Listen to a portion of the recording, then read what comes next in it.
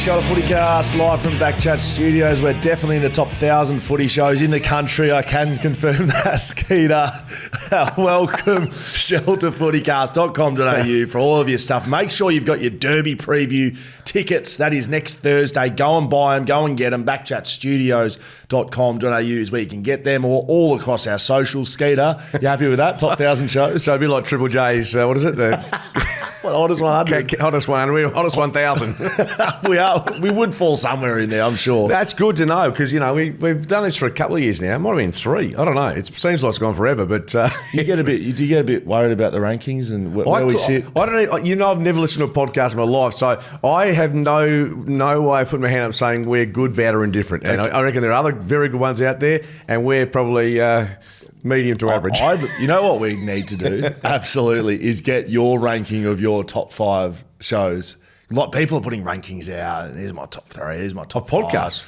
I've never listened to a podcast. I just think maybe like Mark Readings' top 5 just entertainment. Like I know Maths is in there definitely. Well, no, if I was growing up, there's not growing up. No, right now. Right what now. do you watch and listen and consume just for entertainment? Doesn't have to be footy. Maths is there. You know Maths is there. Maths is there with the girls. Is it number 1 or not? Yeah. Well, what's number 1? I really like, to be honest, I love the docos on Netflix, sporting docos and other types. Yeah, and I like the political stuff. So I'm not so much into I'll be honest with you, I don't watch Game of Thrones. I know I'm the only person in Australia that hasn't seen that. Right. I've never seen Harry Potter. All that sort of pooperama. I'm a pretty basic bloke. I do like my entertainment though. Yeah, that's a story for another day. Okay. No, I want to deep dive into that. Just watch socials. I'm going to get a top 5 Mark Reading says. We might have to put the aircon in here somewhere, I reckon, Jaden. Well, no, because I think it's because Scully's been that one, the big one. Why is the big one not on? Scully's been hot under the collar all week about issues, so that's why it's probably a bit warmer than usual. Well, last night I was a bit fired up on radio. You were incredibly fired up. I got you fired up. Well, no, you came in with some stuff on your liver, and you wanted to just vent. You're sick of people. You just wanted to hit people over the head. That's why our producer Mark Foreman thought he was in the gun. In the gun. I said, mate, just relax. Right. JFK files have been released, and you're not part of it. Sorry for giving your show, Wild Water Sports on Channel 9, the greatest show that's had all year. But you want me to apologise for that? I was with a mate last night, he said hubris. And, what does that mean? Exactly. Hubris is a high degree of self-confidence. And I think you have that in spades. Hubris. I thought that was like a part of your brain. That was the front of your brain. Frontal cortex or something. Thanks, Jacko. No. Okay. Oh, good start. Right. Skeeter, bit going on. And I did make the comment. Look, I half agree with there's a few that are sort of saying there's so many footy shows going on, and Brian Taylor said if we can just be sincere for just 1 second, Skeeter. Yeah, sure. We would like to thank our audience for actually being here and listening to what we have to say. Oh, mate, I'm surprised that they do week in and week out. I'm genuinely surprised because we don't know what's going to come out of our mouth. I'm not sure what you're going to say, and look, there is a lot of options out there, and I'll be totally honest with you. I don't watch any footy shows. No, that's only because we work in it, and I know you have to some degree, but I don't. It's hard to consume it as much. And there's probably, you talk about top 5s, there's probably listeners could give us their top 5, whether it's TV shows at the moment in the Fox 7, 9 land, where they rank what. I just thought it'd be worth shouting out our audience for 5 seconds instead of taking the piss out of each other for an hour. Thank you for being here. They're very good. They're very good. Right. A couple of big issues. MRO. You know how strong I am on this, Skeeter. Action, outcome. I feel like I've said it a few times this week. I said it Monday here on the show. We didn't know what was going to happen. Well, they all went to the tribunal and they all got upheld. Upheld in racing means the protest means you've got off. Oh, right. So, yeah, you're right. By all cases were dismissed in terms of... upheld by the AFL. AFL. Yeah, so they failed. I'm just trying to think about a different way to speak about this because clearly, action and outcome. I think action should be penalised, not outcomes. Let's be honest though. The two out of 3, we both go, yeah, the Lynch one, not sure why he went up for that, as in why he challenged that. He was always going to go for a week, which I think was fair enough. Yes. The Scrimshaw one, I think we can tick that off. That's the other action. one, the Jackson Archer one, I know you're very passionate about it. Jimmy Bartell, likewise. Glenn Jakovic had a completely different view of it. I don't think it's... I understand your argument about the outcome over the action. I still think it's an interesting case and one that I don't think we've seen too many in that category. I mean, the Maynard Brayshaw one going back a couple of that certainly was a huge discussion point. This too also is in that territory as to the onus on duty of care, going for the footy. You've played the game, as a lot of others who've spoken about it, as opposed to what the AFL is trying to do in terms of the safety of players, and particularly head knocks. I do find interesting. So I watch the tribunals pretty closely. I watch the back and forth. David Zeta does a great job. I don't know if you've ever seen his work on social media. He's kind of become the tribunal man, and he updates as to what arguments are being made, what the players are saying, what the AFL is saying. It is interesting to me that the AFL is represented, and so is the player, by lawyers. That, it's a flat out legal trial without all the hoo-ha of a jury, but you're presenting to a chair and a tribunal. David Grace, QC, those sort of luminaries. Yeah, I was just thinking about different ways to talk about this. Like, I watch along and I watch the reasoning coming out of the AFL QC's mouth. And I don't name them. I don't know their names, but it's just legal jargon. Do you know what I mean? And the unwarranted and unacceptable action and unreasonable act. So I would say, how would they know what's reasonable or not? How would a QC, and I promise they've never played, how would they have any idea what's reasonable or not? They're just going off a sheet of paper. If it was a black and white case where you got a sheet of paper and you said yes or no, you didn't do these things. But that's not what it is. And I'm reading this stuff and just thinking, what would this bloke or lady know? What would they have any idea what they're talking about? Let's go back to the good old days. I'll take you back to, I can't remember if it was 92 or 94. This is before the grand final. I'm not sure if I've told you the story before, Right. whether I'm just losing my marbles, but it was the Eagles against Geelong heading into the grand final. Gary Ablett Sr. had been reported in the prelim final, I think for striking Mickey Martin. And so the whole Melbourne media, and of course from WA, we were inside the tribunal for this huge hearing. And we all sat down, and of course, everyone wanted, particularly the Victorian media, wanted Gary Ablett Sr. to play for obvious reasons. Yeah. And so I think the chairman was Neil Busy back in the day. And he sat down, and it was hilarious. So you look back and go, just because back in those days, the player who was infringed upon gave evidence. So Mickey Martin's on the stand, is he? He's on the stand. And we're all waiting there, bated breath. I think must have been the day after the Brownlow, so say the Tuesday. Ablett Senior, the Herald Sun, the Age, all the TV stations, we're just waiting on this verdict. Neil Busy, I think in essence, says, Mr. Ablett, did you strike Mr. Martin in the third quarter of Saturday's preliminary final at the MCG? No, sir. Mr. Martin, did you feel any contact to your head or your upper body? No, sir. Okay, well, Mr. Abbott, you're clear to play in the grand final. No. It was something. It was so obvious. It was protecting the bloke from the other side of the fence, because obviously it didn't matter to Mickey Martin because they'd been beaten. But it was just hilarious how those days there'd be player Schofield giving evidence to support player Djakovic, for instance, because he wanted to they're trying to get each other off, trying to play a code, which of course has been. I stood by that. And we spoke to Campbell Brown on BackChat, and if you remember Chris Judd, Campbell Brown, Chris Judd basically ripped Campbell Brown's retina out of his skull. And Campbell Brown got up there and went, I don't know what you're talking about. Yeah. Didn't feel anything. No. Scratch me ear, maybe. Campbell tells his story now. He's like, I'm wearing an eye patch and I can't see out of one eye. It's like, no, I don't know what you're talking about. And Juddy got off. And then Campbell Brown, he told this really behind the scenes. The AFL then came to him and said, you're getting 3 weeks. Because he went out on radio the next day and said, yeah, absolutely, he tore my retina out.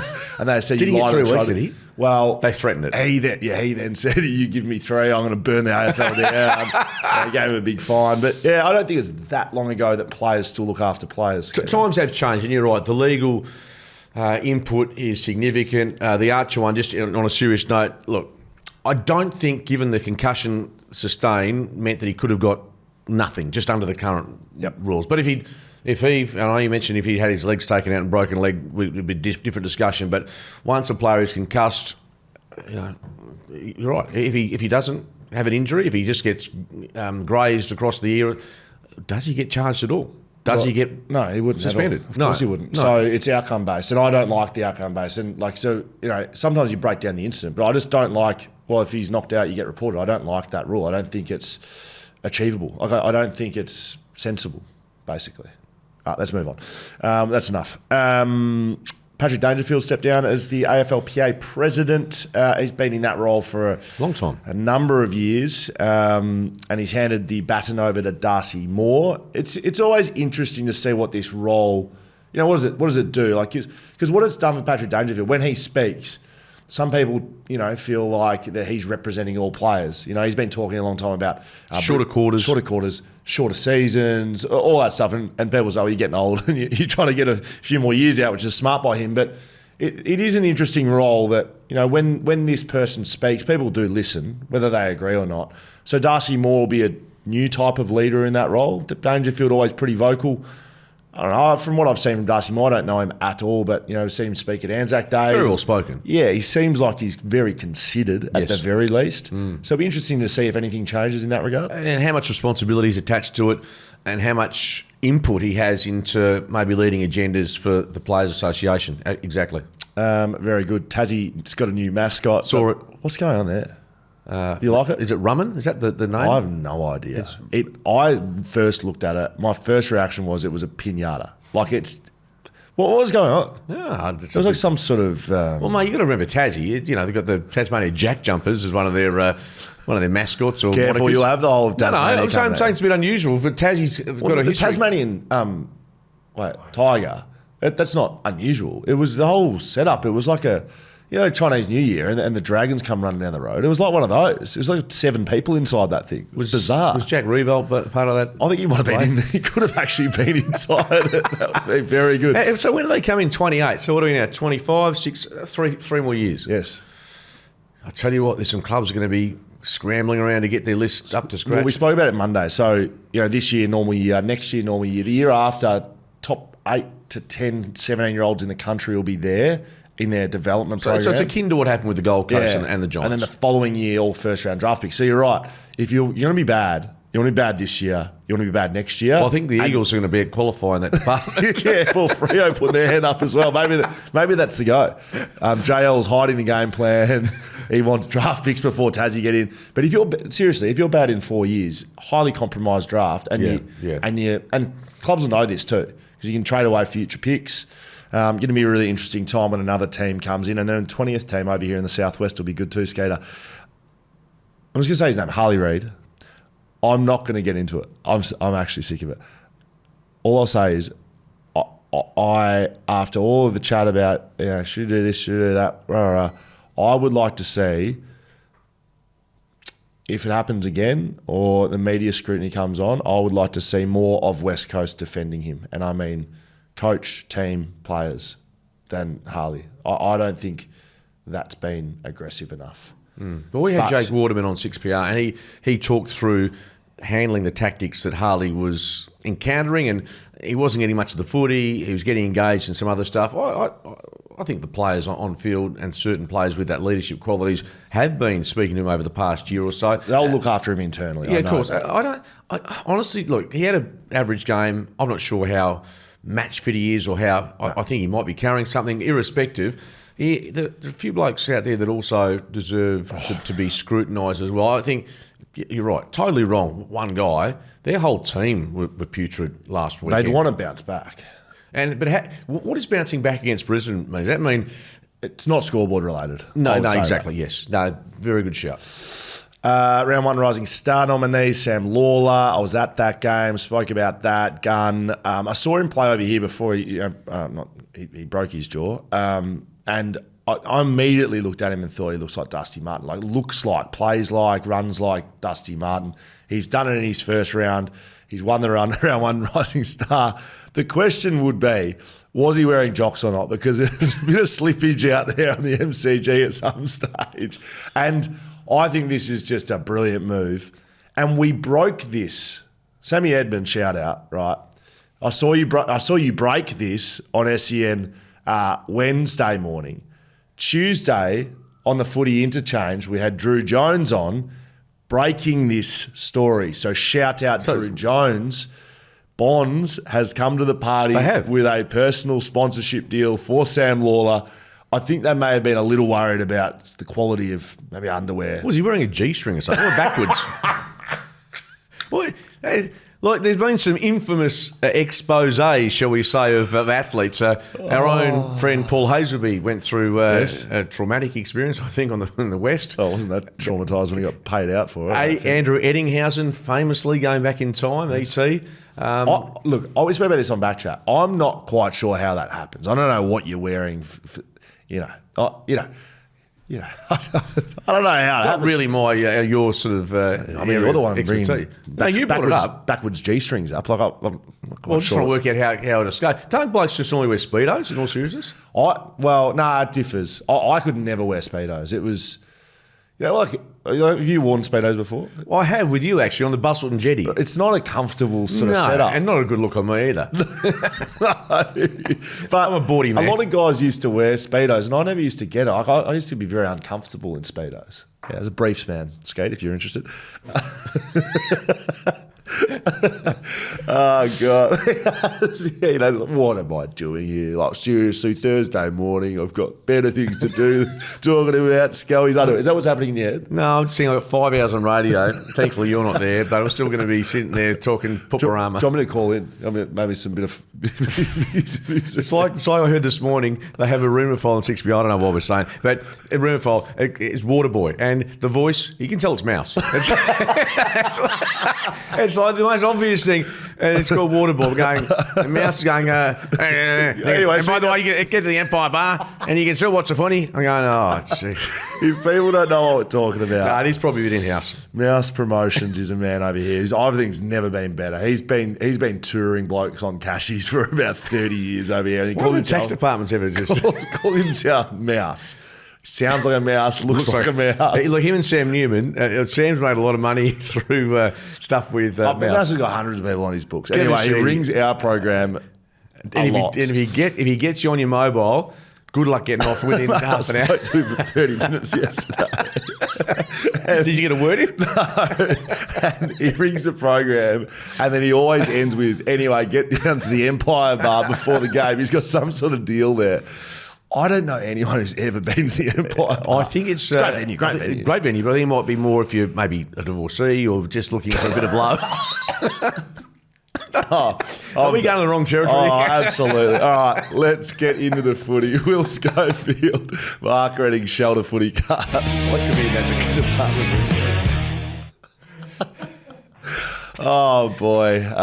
Like I said, top 1,000 footy shows in the country.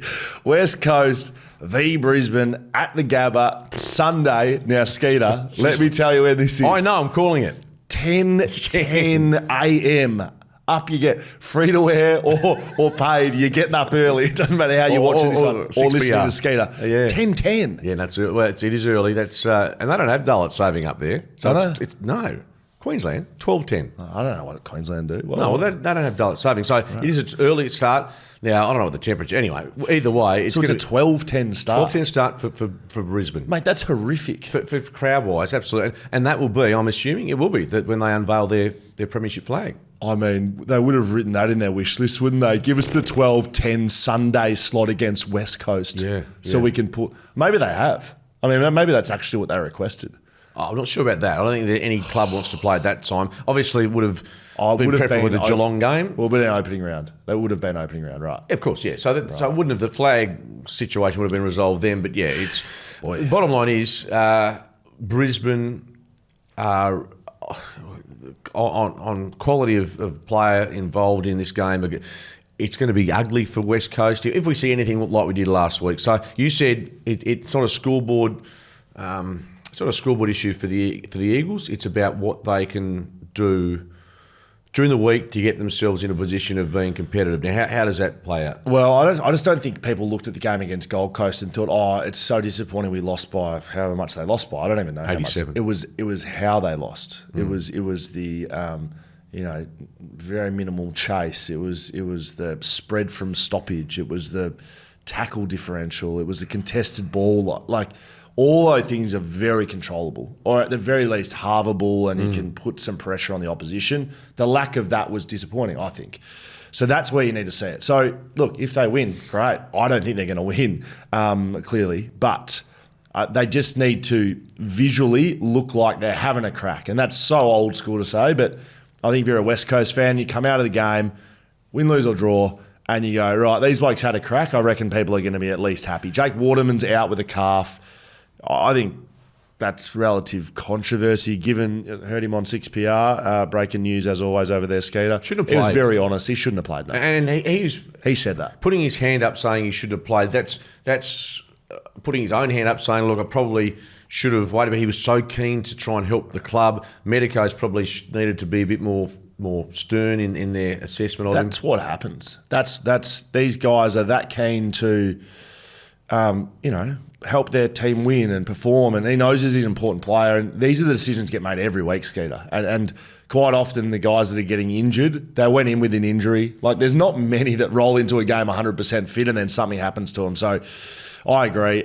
He's put his hand up, but hindsight's a beautiful thing. Skeet, Jack Hutchinson will be out for 3 or 4 weeks with a hammy, which I think is disappointing. I actually thought he was pretty good for what is first he? Game through the midfield. Mate, he's a wing midfielder. But that he wasn't recruited in that sort of role. No. Let's be honest. He came across as like a forward with a bit of take a big mark, etc. He's got talent, so I think they've probably figured out he's very fit. He looks like he runs and chases and tackles well. He probably plays a role well, and I think they want him on a wing. I think we'll see.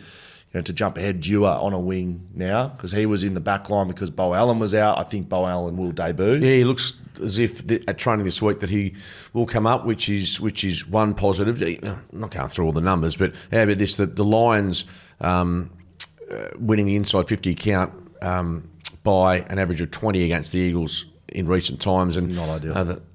Not ideal. Not ideal. And we know last week, lost contested possession West Coast by 43, smashed in the inside 50. That is the 5th worst differential on record, 43 in contested possession. 5th, not West Coast, ever, by any team, ever. 43 differential in contested pill. That is it. And again, I want to see Gold Coast from here on in to see how good this team could be because what we saw against the Eagles was outstanding and the Eagles made them look really good. But that midfield, that's humming. The Lions have won their last 6 matches against West Coast by an average of 47 points. I can tell you right now, going to the Gabba is not an easy trip, especially with the 12-10 start. It's a difficult ground to get your bearings in. It's usually slippery. It's very different. It's even different to Gold Coast. Like it just, the whole package makes it a hard thing. Plus, you add in the fact that Brisbane are a very, very good side. Lachie Neale was tagged last week. I wonder if West Coast sends someone to him. I wonder if West Coast change something through the midfield. Brisbane do have some players out. Starcevic is out with concussion. Yep, he's had a number of those. That's a concern, isn't it, moving forward for him? And the way it happened, it wasn't a big collision. It was pretty glancing. Kai Lohman will be out with an ankle. Charlie Cameron is a test. Liam Ryan is a test. So there's a few different things here. But, yeah, I just wonder how steadfast West Coast are on what they've worked on in the off-season, pre-season, and given how poor last week was, how much they change. Or do they go, right, we're backing you blokes in, you need to... I think you've got to do the latter. Yeah. I think you have to... I mean, you can't work over summer and then have one terrible outing and then just throw the baby out. You actually have to back McQualter, what he's doing, and also the personnel. And to be totally, brutally honest, they don't have that much personnel to turn over. I mean, Bo Allen comes into the mix. Liam Ryan, when he's fit, does so as well. But... yeah, we're not talking like there's 6 or 7 possibles that just roll into this side. Elliot Yeo at some stage, but yeah, it's pretty bare cupboard. Who have you got, Skeeter? Well, more about the margin. Can they get within 10 goals? Right. I don't think so. No. I'd have Brisbane over 10 goals. That's my pick. It's all. To me, it's the Eagles' attitude. But if Brisbane go in there with the right intent, then it'll be very ugly. All right, Fremantle v Sydney, Optus Stadium. By the way, tipping, I haven't released who's won the tipping each week, so I will get that during the show today. Just remember, $10 to everyone who can beat me in tipping. Skate, would you like to know my position? I'd say you'd be in the top 5. So there's top 5. There's 450 people in this thing. Oh, you had 7 out of 9 last week, didn't you? Oh, so there's been top 50. I only got 1 in the opening round. Okay, but top 500. I just like our footy show. I'm 74th at the moment. That's okay. So this stage you're up for $740. Yeah, This is exciting. brilliant. Oh, You excite you, doesn't it? All right. Come on. All right. So make sure you're getting your tips in. If you are in the tipping competition, I'll get those winners too in a second. Fremantle v Sydney. Optus Stadium, Sunday, 3:10 p.m. So that is the late game on the Sunday. A couple of team news issues. Sam Switkowski, of course, out with the groin. Shea Bolton is a test. Gee, I reckon they'd really love to have him playing. Justin McInerney was suspended last week. He's out. The Pelican, Lewis Melican, could be out as well. It is Luke Jackson's 100th game across Melbourne and Fremantle. And we loved how he spoke at the start of the week, I thought, committing to Fremantle, telling the football world that nothing else was going on other than him staying. I don't think we've spoken about this. no. Well, Tom Barras did the same thing at the Eagles last year, mind Dan you. Houston as well. I've been reminded of that. Under different Tom Barris's exact sentence was, until the rug gets pulled out from under my feet. Which and happened. West Coast did that by their contract Yeah, negotiations. no, I know. It's totally different situation. Dan Houston's not though. Dan Houston said, I'm a Port player, I'm never leaving. And a week later he was out the door with a pack of steak knives. Did you like the honesty by Luke Jackson? Oh, he had to. Yeah, I mean, obviously they put him up and they'd schooled him on hopefully what to say. And he's a pretty basic character in terms of he just was answering the question. I think it was from Eliza Riley, and yeah, I mean, he'd be silly to say anything otherwise. In terms of what his future is. But he could have Said he what? he could have been grey about it and said, I'm loving my time here at Fremantle, love my teammates, just looking forward to the year. Like, you can answer it great, but he was Quite asked... definitive. Yeah, definitively, will you be here at Fremantle? Is there any chance of you going back to Melbourne? He said no. No. So I don't know. We can't really do much else with that, can we? And then I plead for honesty, and he gave that. Exactly, and that's what we ask for in the media. When we do get that, often there's blowback down the track if that honesty follows with performances that don't match. All right, so there's a few questions to ask here, Skeeter, I think. Brayshaw was tagged last week by Mark O'Connor at Geelong, did a pretty good job. Who does James Jordan go to? Because they use him not as a cooler, but he goes to someone. I was a little surprised that Brayshaw was tagged over Sarong. I think James Jordan goes to Sarong. I think Sarong, Brayshaw's got a little bit more outside in him. And I think Sarong, if you can shut his inside work down, given that James Jordan went to Lachie Neale last week and held him to 10 disposals, which was his fewest since 2017, Lachie Neale. Who do you think? Do you think Sarong or Brayshaw or someone else that I'm missing? No, I think either or. Probably I agree with you with Sarong on that. I mean, the Dockers have to show. I mean, it's one weekend, and you can't look at what we saw in Geelong and think that's going to be the norm. Otherwise, you'd be in a world of pain if you're a Dockers supporter. But yeah, I think I'd expect a pretty strong response this week. But Sydney's got a good record against the Dockers over here. I think they've won the last 2 or 3 by an average of 30 points.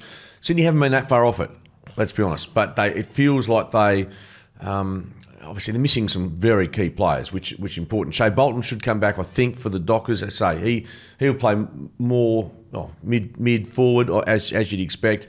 One thing I noticed about. Who do you think is the Dockers' best ball user coming out of defence? Because Clark. Yeah, I just Probably. Well, no, what? just even last week looking at them, I thought kicking. Yeah, I thought there was. Mind you, you could put a cross against a lot of categories, but I'd like to see them. And we know the better teams at the moment. Hawthorn, elite kicking skills. Fremantle haven't got that at the moment in their first game. So just on some selection stuff, like they were too tall last week, and Sydney don't have a tall forward line. They've got Amadi, maybe Tom McCartan. Yes. Tom McCartan, I saw a picture of him spoiling the shit out of a Sharon at training.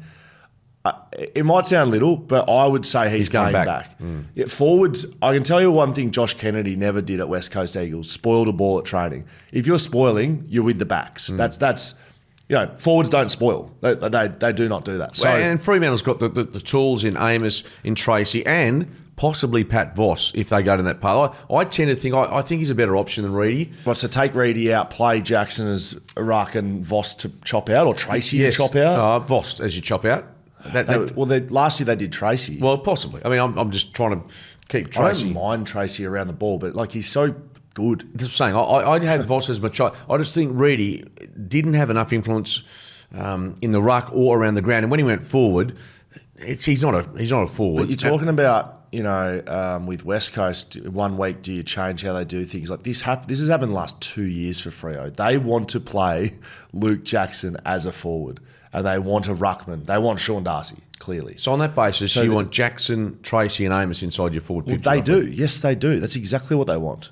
How's that any difference to Tracy, Amos and Voss? They're all three tall players. Well, Jackson, the difference is Jackson can play elsewhere. Yes, the others don't have that flexibility. I know, but so why not use they him? Want 3 talls. That's what they want. Well, They've then wanted it for years. Put Voss, Tracy and Amos. Yeah, and have Jackson by himself in the ruck. If that's an alternative. I just thought Reedy's just replacing Darcy. They're trying to keep the structure that they've hoped for, and he's not as good as Darcy. No, and so on that basis, I'd be looking at not so much a change in the game style, but just a change in that area. I think they'll keep Reedy. You think they'll bring in Voss? I like that little debate. I think Tom McCartan goes back. So that means in their back line, they can't play with Cox, Pearce and Draper and Chapman on the bench. I think Chapman has to come in somehow. One of those 3 is going to miss. It's not Pearce. No. And I don't think it's Cox, but I don't think they want to drop Draper. But I think you have to play Chapman because he plays smaller. He can play tall. But he's also he gives you that. He's got a good kick. He gives you that athletic, the run that perhaps those others don't have. Yeah, I think Draper would be pretty stiff to miss, but I think they were too tall in the back line. But you're right. Sydney aren't overly blessed in that department. So there will be some changes. Going to be a midfield battle like most times. Chad Warner will be a good watch. I'm sure there'll be lots of people in the crowd watching him, how he goes about it. Do the Dockers have anyone that... You talked about James Jordan. We know that William Drew from Port. Yeah. Is there anyone that would from the Dockers? I don't know. They don't have a... O'Meara. They've played... Oh, that's terrible. Aish? Wingman, yeah, Aish, yeah. They've played Aish as that guy. Yeah. Well, because he's got running capacity. Yeah. No, I'm just interested to see that the Dockers don't really have that sort of ace up their sleeve, if it's called. Chad Warner in opening round. I didn't see Sydney last week. Who they play? They played Brisbane. I didn't see that game, but Chad Warner in opening round was by far their best player, pretty much the only one. So you feel like you see something like that. You're like, if we shut him down, at least we get beaten by the other players. Who are you picking, Skater? Maybe we're too close to it, but I still think the Dockers. I'm not going to discard them on one performance, and if they don't respond after that in some capacity against a team has got a really good record against them, I think they can still win Freo, but they need to improve immeasurably. Yeah, so Fremantle has lost the last 3 matches against Sydney at Optus Stadium by average of 30. The Dockers conceded 64 points in the 4th quarter against Geelong, the worst quarter since 2009. Wow. They conceded 58% scores from their inside 50s last round. It's the worst percentage ever under Justin Longmuir. So it was not a good game, but I have them bouncing back, Skater. I have Fremantle beating Sydney to take them to 0-3. Mate, not many come back from that if you start 0-3. So Sydney, plenty on the line for them. Yeah, absolutely. I think Brisbane was 0-3 last year, so, to be fair. And Hawthorn was 0-5, I think. So you're right, but that's anomalies, mate. No, 100%. And also, this is what we spoke about during the pre-season. Is Port Adelaide, Sydney, they've been up for a long time, as in contending and pushing and not quite getting there. So whether this is, if that bit of luck doesn't go their way, the drop off can be pretty quick. Like, they hadn't played bad footy, and they still might win on Sunday. But Fremantle, I think, get their chance. I wonder if Sydney continue to go poorly, what that says for Chad Warner's contract. We've seen that apparently his teammates think he's staying. I'm still not so sure. Carlton v Hawthorn, MCG, Thursday night. Tonight, Skeeter. Tonight, yeah. Geez, I love Thursday night footy. I'm getting stronger and stronger on how much I love it. Like, imagine we had another 48 hours to wait till footy. It gives you a game of footy before you bloody know it. Like, Monday, you and I put out a bit of Pooperama. Tuesday, debriefing. Yesterday, it's the middle of the week, and now we've got footy. I think it's brilliant. Yeah, I mean, it's here to stay. There's no question, and it gives us a good look at a team that was so bad in the second half last week against a team that didn't really. They won the match against Essendon. The metrics weren't overly flattering, but if you can win in those circumstances, it's pretty good. So, yeah, Carlton get, of course, Charlie back, Charlie Curnow. Yes. Their spine's pretty good when you think of it. Mate, I think it's on paper one of the best in the league. It's outstanding. Mackay, Curnow, then you got De Koning, Cripps, Wiedering, McGovern. Yeah, so it's there's a bit there, isn't there? I mean, I guess it's their players, 15 to 16. Yeah. Just that period where they don't have that depth or they don't perform, where they get themselves into trouble. This is set up for a bounce-back game. Hawthorn weren't very good against Essendon. They weren't. No. They were elite against Sydney, and they got themselves up to win that away. Carlton were embarrassed. You can see by all the verbiage. So this has got all the hallmarks of a big upset. Carlton, no expectation they'll win. Everyone's picking Hawthorn. Charlie Curnow back is big. That's going to be an interesting battle. Maybe Sicily, maybe Barras. Who gets him? I don't think it's Barras. I think Barras is Mackay. So maybe it's Battle or Sicily. Maybe Sicily. Good thing is the Hawks have got variety. They do now. They didn't used to. Yeah. So that's going to be really interesting to watch, I think. And then probably the small forwards from Hawthorn is probably another look with Ginnivan and the Wizard and Dylan Moore. That's a real strength of theirs. And they've got even more that go through there, and sometimes I get confused of who they all are. But they've got a really good side. So for Carlton to come out and upset them, they're going to have to play really, really good. Who have you got winning this one, Scott? Tipping Hawthorn, but I'm with you. I honestly think that they'll get a bit of a scare tonight, and I think Carlton, they got towed up terribly last year by the Hawks late in the season. Yes. So the Hawks, I think you're right. And look, it's such an even competition. If they come in with that and have the same sort of numbers they did against Essendon, I think they'll probably get beaten. But I suspect Sam will have them up tonight, and this will be a close game that they just win on the basis of being able to create enough score from their small forwards. So close, but Hawthorn. Yeah. I am the same, mate. Probably not as close. I think we'll see a rebound from Carlton, but I just think Hawthorn's too good, to be honest. Just an update on the tipping, Skeeter. Who won last week? It was Farm Boys. That's Hayes W. He got 8 out of 9 with a margin of 13 on the Friday night game or Thursday night game. Is it Thursday night margin? Thursday night margin. It was 11 or 12. Yeah, so I'm assuming you would have got Richmond wrong. Don't know. And the Milkman, 98, Cameron won opening round. One of the easiest wins of all time. So they both got a carton of shelter, doing very well. And we'll continue to give you updates as the year goes by. Footscray versus Collingwood Friday night. They've changed their name. It's the 100 years in the VFL AFL. Yeah, 100-year celebration. Have you seen what Rory Lobb's done? The Lobster? No. One of the great intercept backmen of all time. What's he done? Dyed his hair blue. He has not. No, I'll show you. Mate, I'll show you. As you have a chat, he's dyed his hair blue in respect to the Footscray Football Club getting the job done. Have a look. Well, they're still, put this way, they're still lacking... Yes, some real quality in that side. They've lost their past. Well, they've lost 5 of their last 7 games at the G by average of 39 points. There's Rory. He's gone blue, has he? Yeah. Okay. Well, that's. Maybe you should have done that. Maybe when you did a little rinse, maybe you just chuck a little blue in there. Oh, yeah, I don't really have that in my repertoire, but thank you, Scully. Blue. I got enough trouble just getting through the week without having to put up with your crap. Collingwood, what's the real Collingwood? Is it round 0 or is it round 1? Who knows? Maybe in the middle? Somewhere in the middle. They're not as good as they were last week, and Port were terrible. Yes. But, they were impressive. I thought they watched part of this game, and the hunt, the attack, the aggression, which was lacking in that first match against the Giants, was certainly back.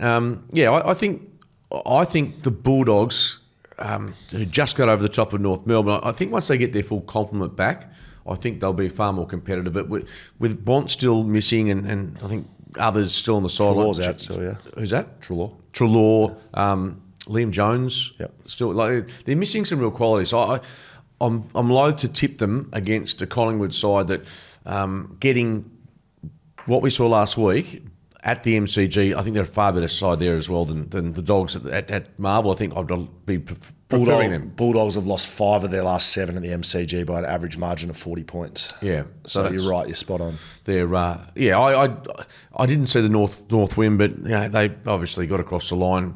Credit to them. But I think Collingwood probably will get a bit out of what they did last week. And Dan Houston, one game in, and it was only one game against his former club, so he's up, but he will give them that quality that I think was missing in part against the Giants. He's been somehow, and he's been All-Australian and rated as the top 5 players in the league for a few years now.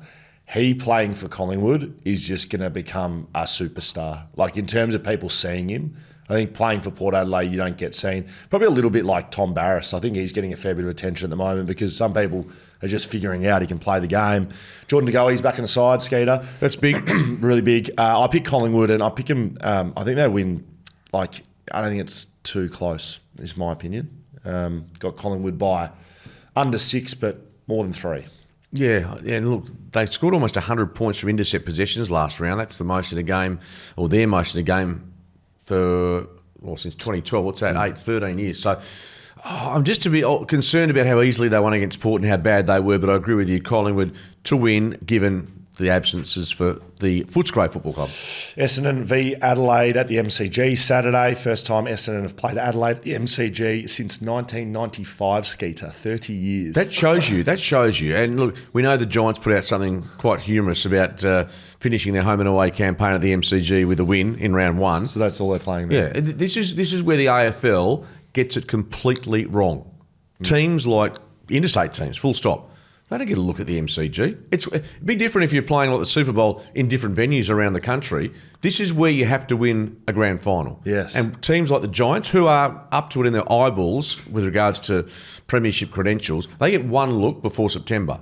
And it's in round 1. Yeah, it's crap. I hate it. I think it's incumbent upon the AFL to try and give clubs, I'm not saying 6, 7 games, that's not going to happen, but 2, 3 games a year to have a look the venue where you have to play the biggest game of the year. It's garbage for me. Not only is it the home ground advantage, it is, even more than that, given they're not even getting a look at it. Like, it's a home ground advantage full stop, right? Even if they played there 10 times during the year. Exactly. Someone else's home ground if it's a Victorian side. By the way, very good shout. Adelaide, their record at the G, speaking of which, I think they've lost their last 11 there. Doesn't sound very good. This is the toughest game of the weekend to call in terms of tipping, because Essendon, we know they were very competitive in so many areas against Hawthorn. Tommy Edwards, shout out to him. Swan District's high flyer, gets his chance to make his debut. He was teaching at, I think, up in Les Murdy at a school only a few weeks ago. Now he's at the Hangar. How good's that? And it's a really good. And these are the great stories, albeit Swans are probably thinking, gee, we've lost our best 2 players in the Sandover medalist and him. But from Tom's perspective, terrific. If you haven't seen him before, he competes. He loves big moments. More than once after the siren, he's won games for Swans. He's not going to be the panacea for the Bombers to kick a monster score, I don't think. But he kicked 4 in that pre-season game against the Bulldogs. So let's have a look at him. Let's embrace him, and let's hope that he has a decent day. Yeah, let's imagine he kicks a goal after the siren to win. I'm picking the Bombers in this one, Skate, in an upset. My upset of the week. Thank you very much. They will beat Adelaide. They have won 7 of their last 8 matches against the Crows by an average of 18 points per game. So they go well against Adelaide. Adelaide hasn't seen the MCG against Essendon for 30 years, and I'm going to pick an upset, and I think this is the one. I really liked a lot of aspects of Essendon's game, and I think the Crows, like, the trumpets are going for them. Like, people are calling for grand final, for prelims. They beat St Kilda. Let's just calm down at home. Yeah, I think they look good. And then look, and some of their better players. We know Jordan Dawson's an absolute gun. Love Rochelle last week. Saliga, Rankin. Rankin's the guy through the middle. If he can, that's who I'd tag. Have the influence through the whole season. He's all Australian lock. If he can perform and have the influence that we saw last week as well. Big raps for Adelaide. The big boys up forward. Phil Thorpe, your mate. Tex, Fogarty. So you got them winning? I've got them winning, but this is the game. I've got to be honest with you. The rest of them, tick, tick, tick, tick, tick down the line. This is the one even you would have gone, yeah, this is one the Bombers can probably challenge and challenge deep into the last quarter. Sydney Freo is the other one I think is going to be a close game. Yeah. I don't know who's going to win that. So you're taking Adelaide? Taking the Crows at this point, yes. Okay, very good. Well done. Port Adelaide v Richmond at Adelaide Oval Saturday. From what we saw from Port Adelaide and Richmond, great win, but that was on emotion to me. I don't know if they're going to be very good this year. this doesn't excite me in the slightest, this game. Do Port respond? Is Ken Hinkley out there bashing AFL players like he was against Hawthorn in the qualifying? I don't know, Skeeter. You do pick your moments to have a crack. I don't know. Why do you love Ken Hinkley so much? Maybe No, I don't. I just think you getting on your sort of high moral horse about something that happened after a game, who gives a toss? It was a bit of theatre. And you know what? That's why they put Hawthorn against Port Adelaide in gather round. The AFL obviously hated it. They fined him 20 grand, then put him as this marquee match in gather round. Give it a break. Smart. Oh, hey, what we should mention, I don't know if it's on your list here, but what? Travis Boak. Oh, it's not. No. 393 games, I think, is his number this weekend. 393. 393. Does that sound right? It sounds outrageous. But he was in my draft, so it sounds right. Is that about right? Anyway, so he's gone past 373. Sorry, goes past. Well, still a big number. Russell Ebert, he goes past. I'm pretty sure, who is an absolute legend of the Port Adelaide Football Club. Most games played? Most games played for Port Adelaide. Jaden will just confirm that for me. I just saw it briefly. I thought it's worth a mention. Absolutely. It's big numbers. And he's going on this year, which is great. I mean, I don't know if I think you do know him, don't you? He's from Geelong. From yes. Torquay. Yeah. Our dad's played footy together. So, I know him very well. Wonderful career.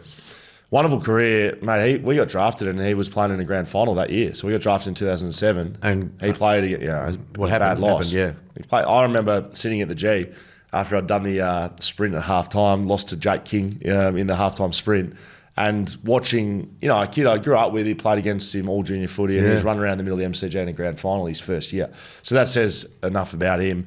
And then what he's done as captain of the footy club, he's been an outstanding leader, and well done to you, Trav. I'm not going to preview any more of this game. I'm picking Port Adelaide. wins, and of course, no Lynch. Be interesting to see how the young guys of Richmond, how competitive they can be after the emotion. And what is it? When is that game being played? Is it Saturday or Sunday? Saturday day. Yeah, so they played Thursday, and 9 days later. So it's a bit of a break.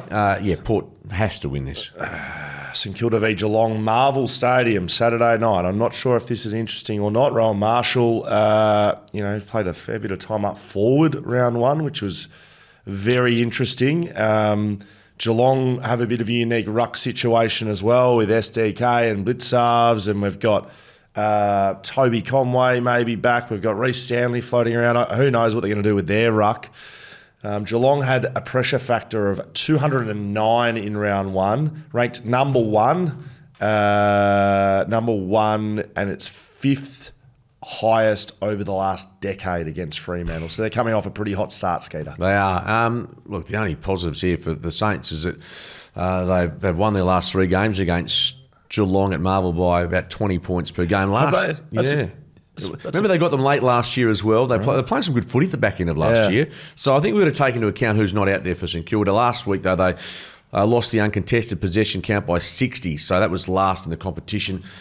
Just given what I saw, Bailey Smith adding to that midfield mix, I think the Dockers weren't great opposition, and I think the Saints will be far more competitive. But the Cats certainly have got them covered on a lot of aspects. Geelong to win pretty easily.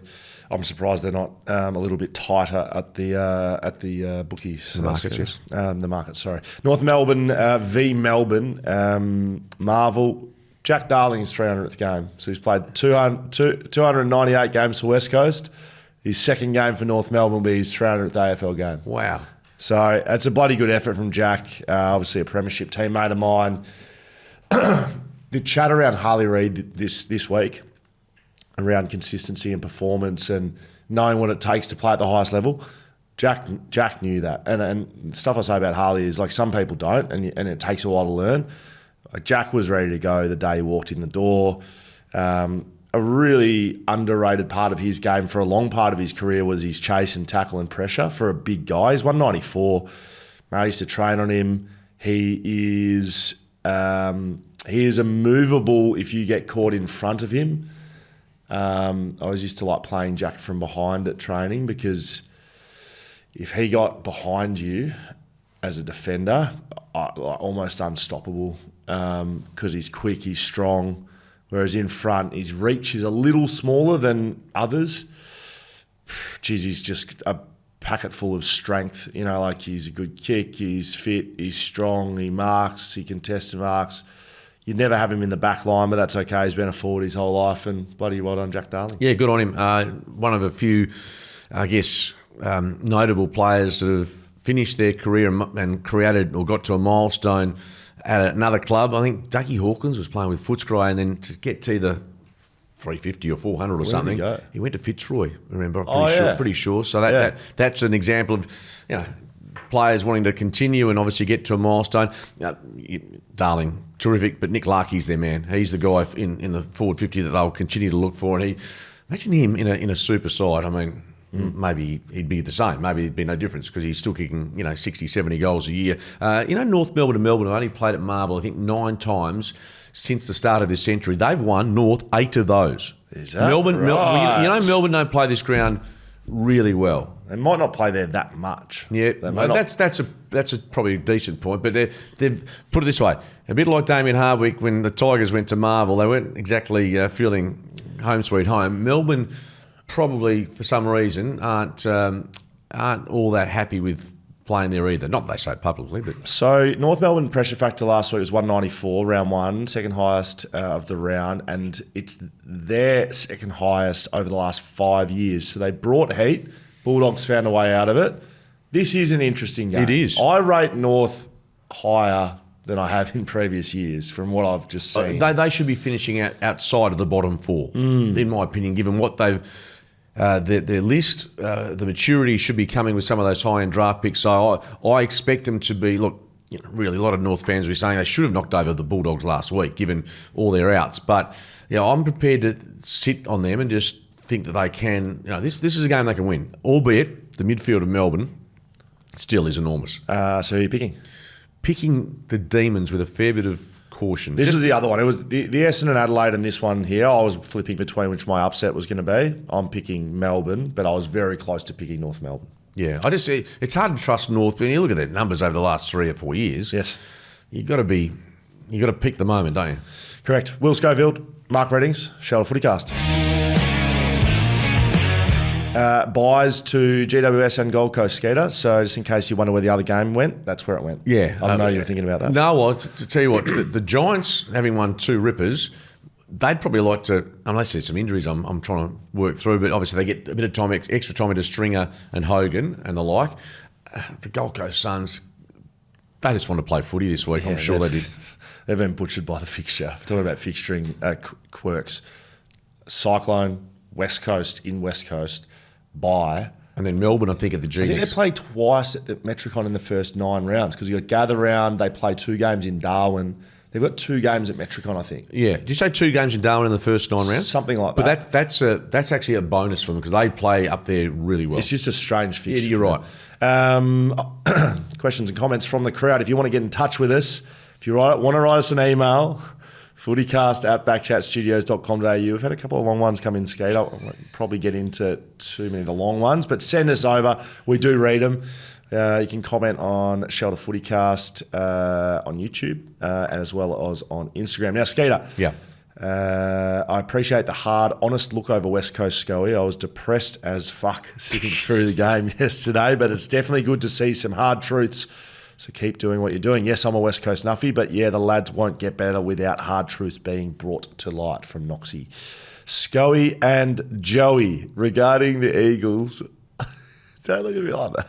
Oh, that's fine. Scoey and Joey. Oh, that's good. That's very good, Matteo. Mateo. Yeah, that's good. Yeah, you completely butchered his name. But mind you, given he's cool with that, Mateo or Matteo. I'm sorry you're the god of pronunciation. No, I'm having a Matteo because he did take a little side swipe at me. Scoey and Joey. Like Matteo, seriously. Regarding like a pizza shop. All right. Regarding the Eagles, I know you guys are strongly against any Oscar Allen trade. However, what's the point in having a star-struck forward line in Waterman and Allen if your midfield is straight Pooparama, as you would say, Skate? It makes complete sense trading him out to recruit some midfield talent. Tough decisions build successful clubs. On Fremantle, I heard Hammer on BackChat saying how Freo's game style invites pressure and won't stand up in big games. Could that be the part of the reason they stink at first quarters. No one is fatigued and the pressure is generally higher at the first bounce. Love the show from Matteo. Yeah, it's a good point, to be honest with you.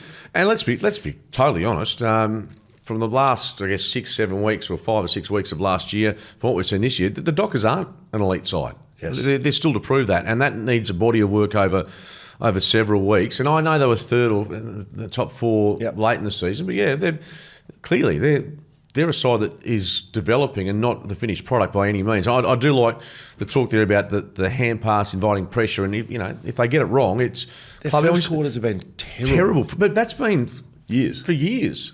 Yeah, and that to me is, I don't know what you do as a player or a coach to arrest that mind. It has to be a mindset. Well, we had it at West Coast for a while. It wasn't for years, but there was a period of time where we started poorly, and I reckon we made it our only focus 1 or 2 weeks, where Simo's entire presentation, don't worry about what Adelaide's doing or Sydney, we are going to start well. And so we put ourselves in, this was before the 666, so we would start with a bloke off the back of the square, like a Jetta, just piss bolting through. We would go out the front of stoppages.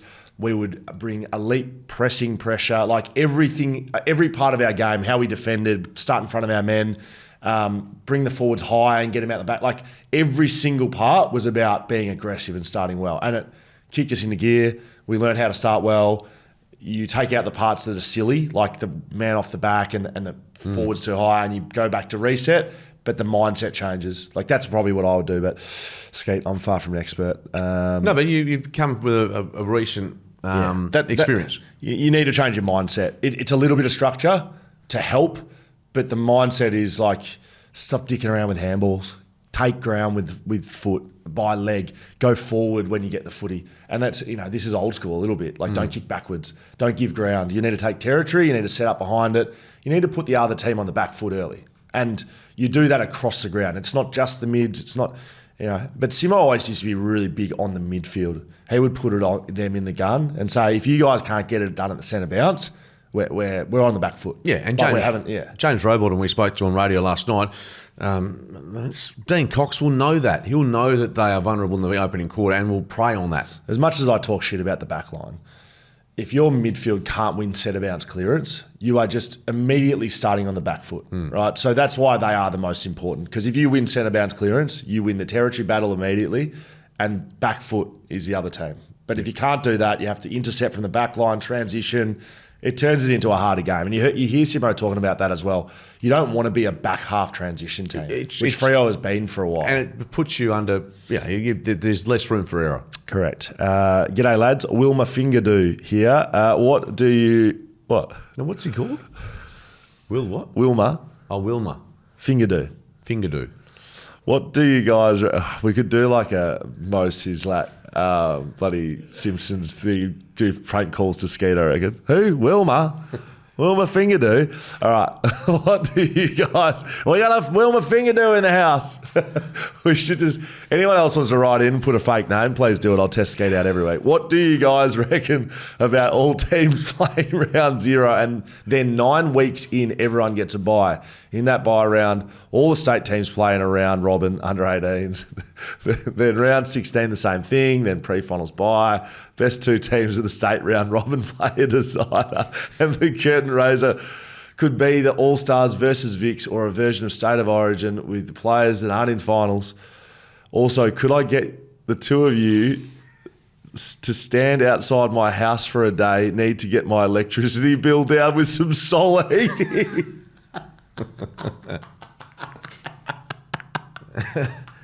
Just send it. Strap us onto the roof. So is it Wilma? Yeah, Wilma. Wilma, come on, send us a picture. We'll get a shot with you and see if we can put a photo up on BackChat. I can't, honestly. Anyway, I can't do any more of the fixturing stuff. You know what? Sorry. Let me just say, I like the idea of a break in round 9, because it means we'll just... I'm not sure about the suggestion of what replaces it, but we'll go to Bali. Just have a break. Let's have a break round 9. I like all 9 games in round 0, and then round 9, let's all just nick off.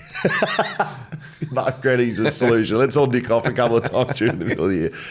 Look, I can't read this email. It is a page and a half with size 12 font on a document. So it's big. You don't read books, so this would be a stretch for you. I do actually, Skeeter. To my children. Children's books. I'll just say how it starts. Good morning, Mr. President and Scully, a.k.a. Vice President. So he's calling you Mr. President. And you're J.D. Vance. Who's an absolute, Okay. Anyway, that's from Keely. Thank you. I don't know when this came through, but she says at the very end of it, P.S. Up the Eagles, F.U. Scully for just saying Gold Coast are going to win by 6 as I finish this. $2 fine, mate. Well, Keely, $2 fine back to you. You lost by 50 goals. Okay, we're done, Skater. We're finished. I think from here we need to go over to Wilma's house. We need to strap ourselves to the roof and give him some solar heating. If you want to get in touch, social, shout out FootyCast. FootyCast at BackChatStudios.com.au. Go and get your Derby preview tickets. Liam Duggan, Sean Darcy, myself, maybe not Skeeter, we don't know yet. It's going to be a great night at the Leadable Hotel. Plenty of people getting along there. So make sure and go and get some tickets. Get excited about the Derby. Like, we're only a week away from the Derby, really. Exactly. I'm looking forward to a weekend at Wilma's. See you later.